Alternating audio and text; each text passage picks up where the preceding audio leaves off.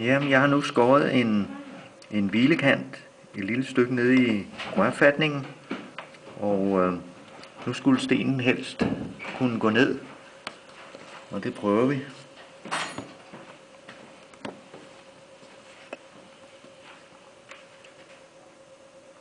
Og det kan den.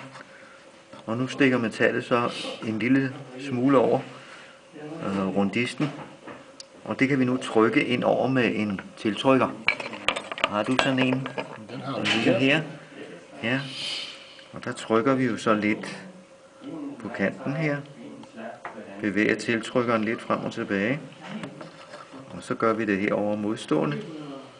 Trykker lidt frem og tilbage, så metallet lægger sig ind over stenen. Det gør vi på 4 punkter her, til stenen er holdt fast. Og så gør vi det igen modstående på 4 punkter her, så går vi herover. Trykker let metallet ind over stenen. Og igen her.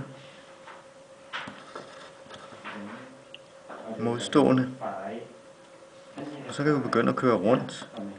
Trykke lidt hele vejen rundt, så kanten bliver fin og rund ind over stenen.